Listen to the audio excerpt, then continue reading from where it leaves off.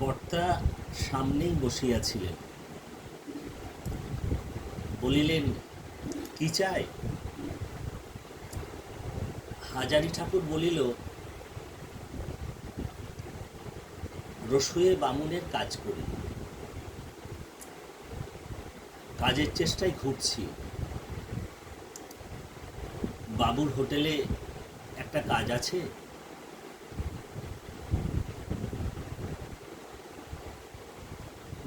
তোমার নাম কি? আগে হাজারি দেব শর্মা, উপাধি চক্রবর্তী। এইভাবে নাম বলিতে হাজারির পিতা ঠাকুর শিখাইয়া দিয়াছিলেন। তোমার বাড়ি কোথায়? আগে গাংনাপুর স্টেশনে নেমে যেতে হবে এরোশোলা গ্রামে।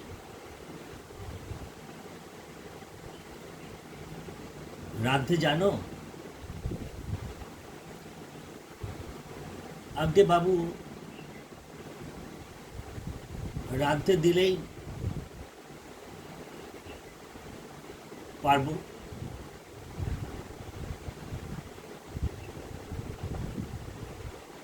কি রাঁধতে পারো? মাছ মাংস যা বলবেন সবই পারবো। নমস্কার, কথাকুঞ্জ থেকে বলছি।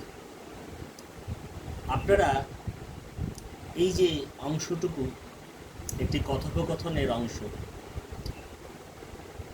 এই হাজারি ঠাকুর হোটেল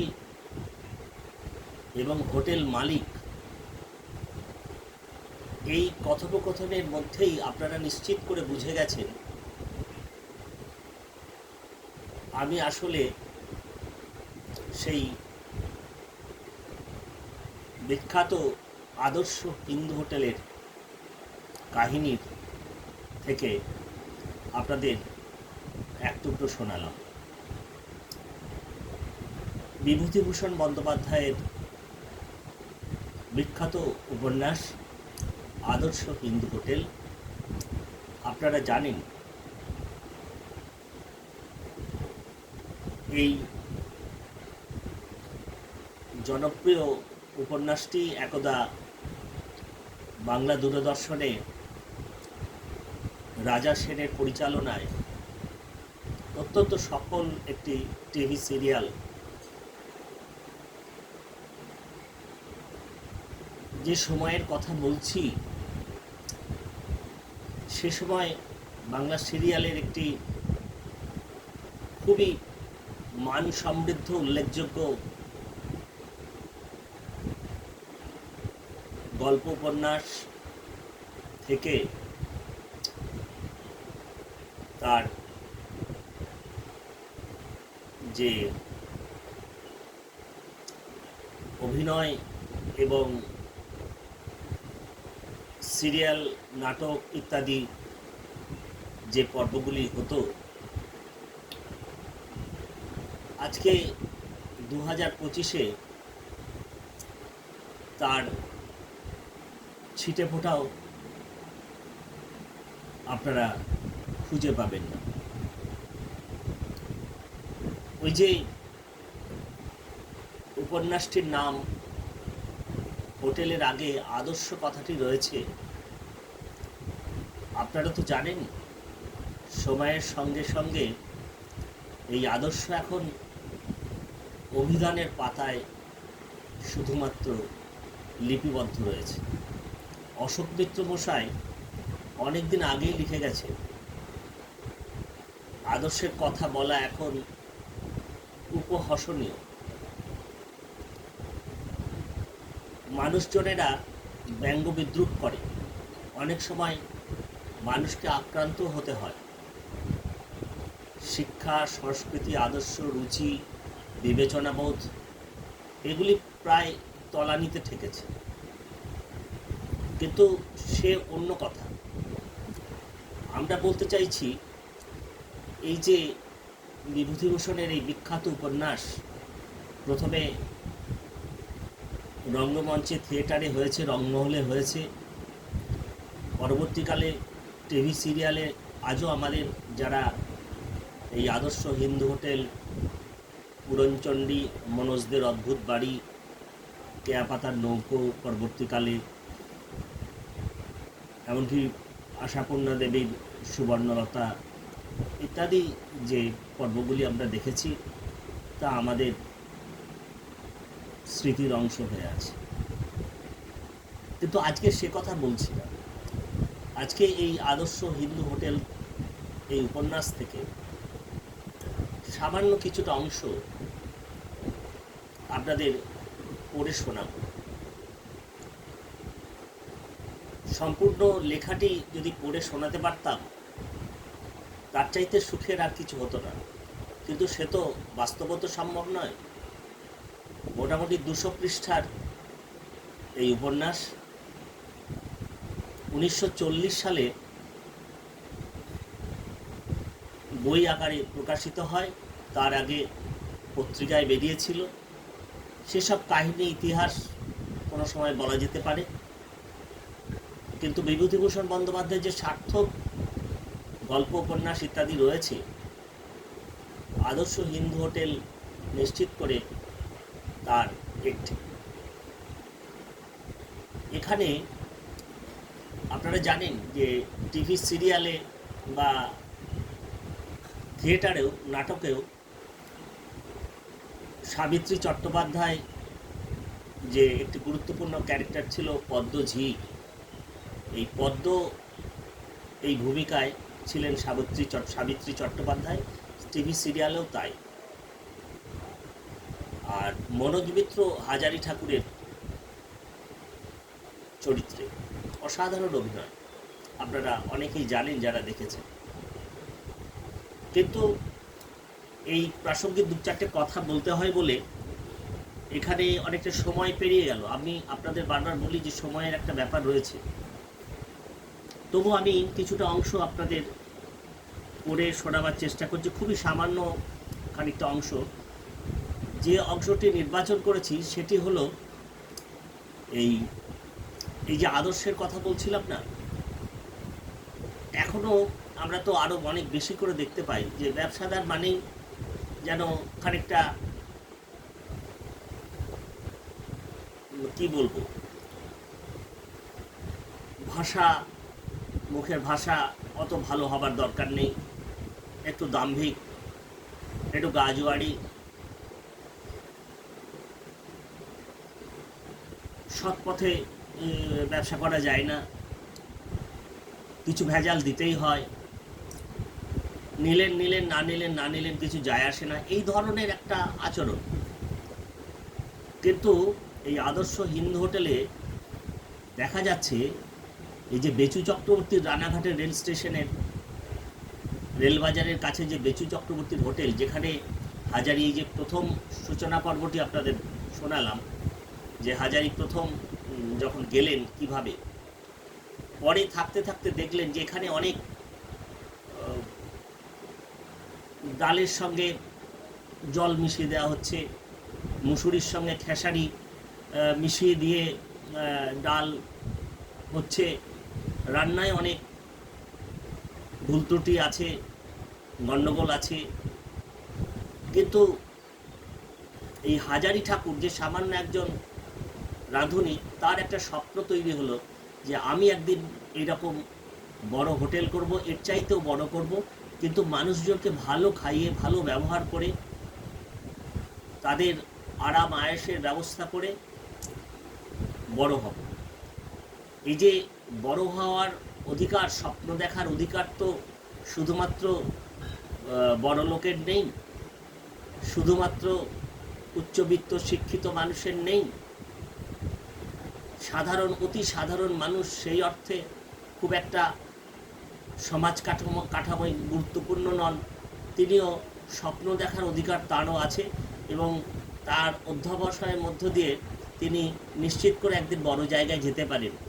আদর্শ হিন্দু হোটেলে আমরা সেই মনুষ্যত্বের, সেই সাধনার পর্বটি খুবই উজ্জ্বলভাবে দেখতে পাই হাজারি ঠাকুরের মধ্যে দিয়ে। তো ইতিমধ্যে অনেকটা সময় 10 মিনিট পেরিয়ে গেছে। আমরা বারবার বলি আমাদের সময়ের একটা সমস্যা আছে। আমি খুব সামান্য একটু অংশ আপনাদের পড়ে শোনাচ্ছি। আমি যেভাবে শুরু করেছিলাম সেই শুরুর অংশ থেকেই আপনাদের শোনাচ্ছি। কর্তার সামনেই বসিয়াছিলেন, বলিলেন, কি চাই? হাজারি বলিল, আজ্ঞে বাবু, রসুয়ে বামুনের কাজ করি, কাজের চেষ্টায় ঘুরছি, বাবুর হোটেলে কাজ আছে। তোমার নাম কি? আজ্ঞে হাজারি দেব শর্মা, উপাধি চক্রবর্তী। এইভাবে নাম বলিতে হাজারির পিতা ঠাকুর তাহাকে শিখাইয়া দিয়াছিলেন। বাড়ি কোথায়? গাংনাপুর স্টেশনে নেমে যেতে হয় এরোসোলা গ্রামে। রাতে জানো? বাবু একদিন রাঁধিয়ে দেখুন, মাংস মাছ যা দেবেন সব পারব। আচ্ছা 3 দিন এমনি রাঁধতে হবে, তারপর 7 টাকা মাইনে দেব, আর খেতে পাবে। রাজি থাকো, আজই কাজে লেগে যাও। সেই হইতে আজ পর্যন্ত 7 টাকার 1 পয়সা মাইনা বাড়ে নাই। অথচ খদ্দের বাবুরা সকলেই তাহার রান্নার সুখ্যাতি করে। যদিচ পদ্মঝিয়ের মুখে একটা সুখ্যাতির কথাও সে কখনো শোনে নাই। ভালো কথা তো দূরের কথা, পদ্মঝি তাহাকে আঁশ বটি পাতিয়া পারে তো কাটে। গরিব লোক এ বাজারে চাকুরি ছাড়িয়া দিয়া যাইবেই বা কোথায়? যাক, তাহার জন্য সে তত ভাবে না। তাহার মনে একটা বড় আশা আছে, ভগবান তাহা যদি পূর্ণ করেন কোনোদিন, তবে তাহার সকল খেদ দূর হইয়া যায়। হোটেলের কাজ সে খুব ভালো শিখিয়া লইয়াছে। সে নিজে একটা হোটেল খুলিবে, হোটেলের বাইরে লেখা থাকিবে। এবার দেখুন কেমন, মানে হোটেলের বাইরে কিভাবে সুন্দর করে সে বিজ্ঞাপন দেবে, সেটা সে এখানে লেখক বিভূতিভূষণ লিখেছেন। হাজারি চক্রবর্তীর হিন্দু হোটেল, রানাঘাট। ভদ্রলোকেদের সস্তায় আহার ও বিশ্রামের স্থান। আসুন আসুন, পরীক্ষা করুন। কর্তার মতো তাকিয়া ঠেস দিয়া বসিয়া টিকিট বিক্রয় করিবে। সে আগে চক্রবর্তীর কর্তার যে হোটেলে কাজ করে, সেখানে যেরকম কর্তা বসে থাকেন, তিনি নিজে হোটেল করলে কীরকম থাকবেন, কীরকম হবে তার হোটেলের চেহারা, সেটাই তিনি বর্ণনা করছেন, অর্থাৎ লেখক বলছেন। কর্তার মতো তাকিয়া ঠেস দিয়া বসিয়া টিকিট বিক্রয় করিবে। রাঁধুনি বামুন ও ঝি বাবু বলিয়া ডাকিবে। সে নিজে বাজারে গিয়া মাছ তরকারি কিনিয়া আনিবে। এ হোটেলের মতো ঝিয়ের ওপর সব ভার ফেলিয়া দিয়া রাখিবে না। খদ্দেরদের ভালো জিনিস খাওয়াইয়া খুশি করিয়া পয়সা লইবে। সে এই কয় বছরে বুঝিয়া দেখিল, লোকে ভালো জিনিস, ভালো রান্না খাইতে পাইলে 2 পয়সা বেশি রেট দিতেও আপত্তি করে না। এই যে আপনাদের বলছিলাম, সততার কথা বলছিলাম, আদর্শের কথা বলছিলাম, যে সৎভাবে মানুষের সঙ্গে ভালো ব্যবহার করে ভালো জিনিসটা খাইয়ে রান্না করে লাভ করা যায় এবং খরিদ্দার আসেন, সেটাই বলা হচ্ছে। এই হোটেলের মতো জুয়াচুরি সে করিবে না। বলছিলাম আপনাদের, মুসুরি ডালের সঙ্গে কম দামের খেসারি ডাল চালাইবে না, সাধারণভাবে অনেক হোটেলে যা হয়। বাজারের কানা পোকা ধরা বেগুন, রেল চালানি বরফ দেওয়া মাছ বাছিয়া বাছিয়া হোটেলের জন্য কিনিবে না। এ আপনারা সকলেই জানেন, আমরা জানি, দেখতে পাই, বাজার গেলে দেখতে পাই। এখানে খদ্দেরদের বিশ্রামের বন্দোবস্ত নেই। যাহারা নিতান্ত বিশ্রাম করিতে চায়, কর্তার গদিতে বসিয়া 1-8টা বিড়ি খায়, কিন্তু তাহার মনে হয় বিশ্রামের ভালো ব্যবস্থা থাকিলে সে হোটেলে লোক বেশি আসিবে। অনেকেই খাওয়ার পর একটু গড়াইয়া লইতে চায়, সে তাহার হোটেলে একটা আলাদা ঘর রাখিবে খুচরো খদ্দেরদের বিশ্রামের জন্য। কত সুন্দর ভাবনা চিন্তা, এই যে মনের একটা সৌন্দর্য আপনারা লক্ষ্য করছেন। সেখানে তক্তপোষের ওপর শতরঞ্চি ও চাদর পাতা থাকিবে, বালিশ থাকিবে, তামাক খাইবার বন্দোবস্ত থাকিবে। কেউ একটু ঘুমাইয়া লইতে চাইলেও অনায়াসে পারিবে। খাও দাও, বিশ্রাম করো, তামাক খাও, চলিয়া যাও। রানাঘাটের কোনো হোটেলে এমন ব্যবস্থা নাই, যদু বাণিজ্যের হোটেলেও না। ব্যবসা ভালো করিয়া চালাইতে হইলে এসব ব্যবস্থা দরকার, নইলে রেলগাড়ির সময়ে স্টেশনে গিয়া শুধু আসুন বাবু, ভালো হিন্দু হোটেল বলিয়া চেঁচাইলে কি আর খদ্দের আসে?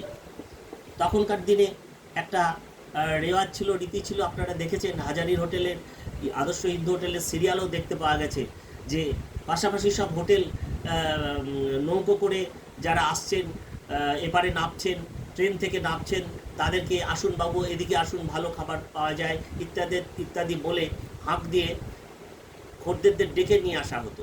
এবং তার জন্য লোক নিযুক্ত থাকতো হোটেলে, যে যিনি সেভাবে ভালো লোক নিয়ে আসতে পারতেন তাকে বকশিশ দেওয়া হতো, টাকা দেওয়া হতো। এখানেও সেই ক্যারেক্টার রয়েছে।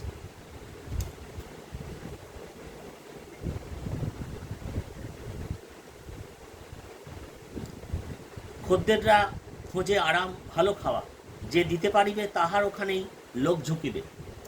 অবশ্য সে কথা অবশ্য ইতিহাসে বোঝে। আজ যদি একটা হোটেলে বিশ্রামের ঘর করে, তবে দেখিতে দেখিতে কালই রানাঘাটের বাজারময় সব হিন্দু হোটেলেই দেখা দেখি বিশ্রামের ঘর খুলিয়া বসিবে, যদি তাহাতে খদ্দের টানা যায়। তবুও একবার নাম বাহির করিতে পারিলে প্রথম যে নাম বাহির করে তাহারই সুবিধা। আরও কত মতলব হাজারির মাথায় আছে।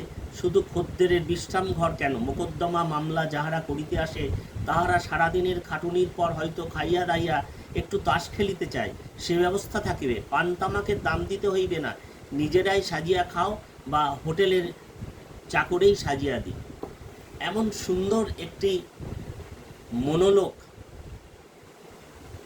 একজন রেলবাজারের সামান্য রাঁধুনি, তিনি মালিকের ঘরে কাজ করেন, হোটেলে কাজ করেন, সেখানে যে তার ওপর যে লাঞ্ছনা, গঞ্জনা, দুর্ব্যবহার, অন্যায়, অবিচার চলে, এবং যে ধরনের খাবার ইত্যাদি অন্যান্য খরিদ্দারদের দেওয়া হয়, এই সমস্ত বিষয়টার একটা বিশ্লেষণ তার নিজের মতো করে সে যখন স্বপ্ন দেখছে যে আমি যখন হোটেল খুলব, তখন এগুলোর সম্পূর্ণ বিপরীত পথে আমি চলব। চূর্ণী নদীর ধারে বসিয়া একা ভাবিলে এমন সব কত নতুন নতুন মতলব তাহার মনে আসে। কিন্তু কখনো কি তাহা ঘটিবে? তাহার মনের আশা পূর্ণ হইবে? বয়স তো হইয়া গেল ৪৬-এর ওপর, সারা জীবন কিছু করিতে পারে নাই। ৭ টাকা মাহিনার চাকুরি আজও ঘুচিল না। ছাপোষা গরিব লোক, কি করিয়া কি হইবে তাহা সে ভাবিয়া পায় না। কিন্তু লেখক বিভূতিভূষণ বলছেন যে তাই বলে কি স্বপ্ন দেখতে পারে না সে? স্বপ্ন দেখার অধিকার কি তার নেই? তবে বয়স হইয়াছে বলিয়া দমিবার পাত্র সে নয়। ৪৬ বছর এমন কিছু বয়স নয়, এখনো সে অনেক দিন বাঁচিবে। কাজে উৎসাহ তাহার আছে। হোটেল খুলিতে পারিলে সে দেখাইয়া দিবে কি করিয়া সুনাম করিতে পারা যায়। হোটেল খুলিয়া মরিয়া গেলেও তাহার দুঃখ নাই। সময় চলিয়া গেল, আর বেশিক্ষণ বসিয়া থাকা চলিবে না। পদ্মঝি এতক্ষণ উনুনে আঁচ দিয়াছে, দেরি করিয়া গেলে তাহার মুখ নাড়া খাইতে হইবে। আর কি লাগানি ভাঙানি, কর্তার কাছে লাগাইয়াছে, সে নাকি গাঁজা খায়, অথচ সে গাঁজা ছোঁয় না কস্মিন কালে। এই যে সততার দাম দিতে হয় আমরা বলি না, এই সময়ে তো অনেক বেশি।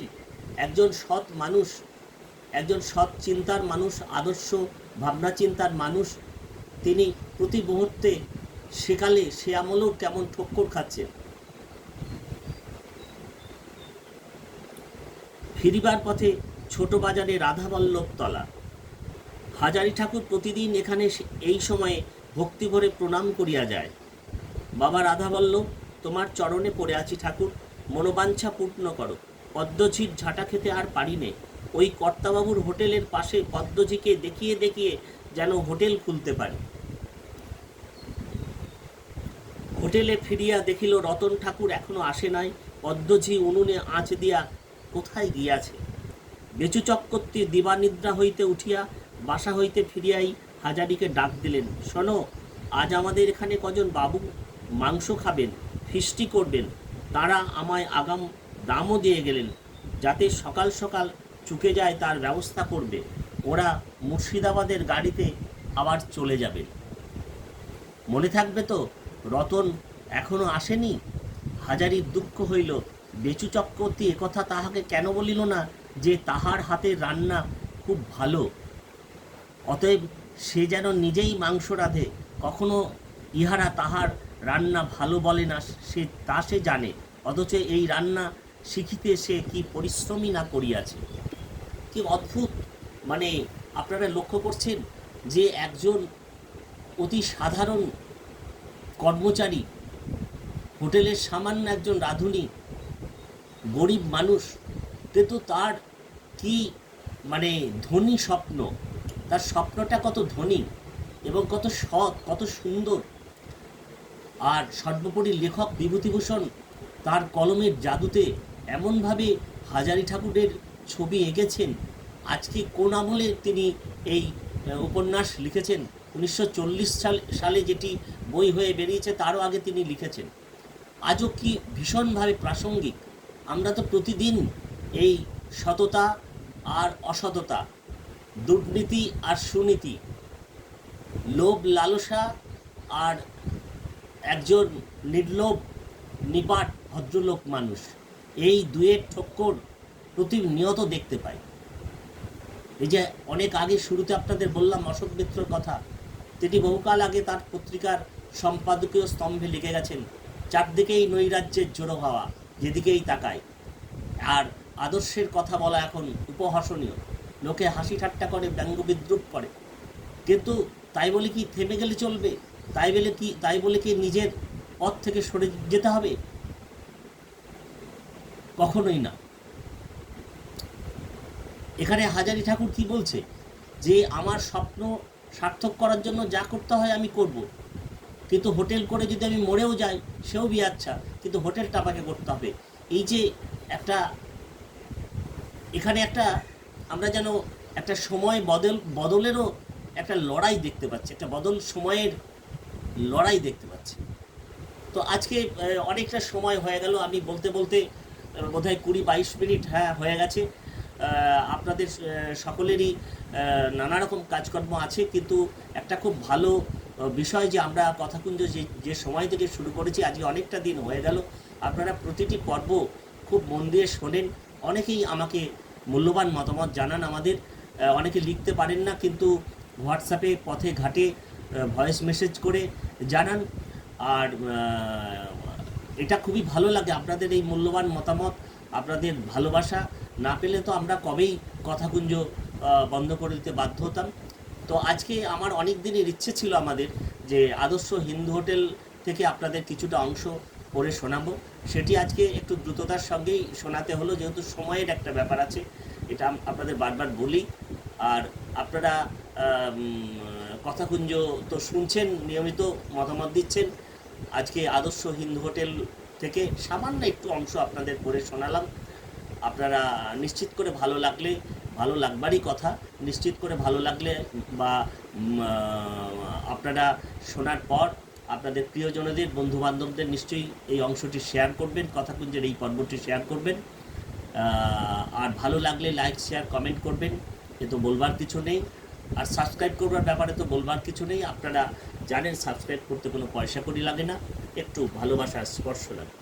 ঠিক আছে, আজকের কথাকুঞ্জ আমরা শেষ করব। আবারও অন্য পর্বে কোনো একটি মূল্যবান লেখাপত্র আপনাদের পড়ে শোনাবো বা অন্য বিষয়ে আলোচনা করব, আমরা যেমন করে থাকি আর কি। আজকের কথাকুঞ্জ তাহলে এখানে শেষ করছি। আপনারা সকলে ভালো থাকতে চেষ্টা করবেন। অনেক ধন্যবাদ, নমস্কার।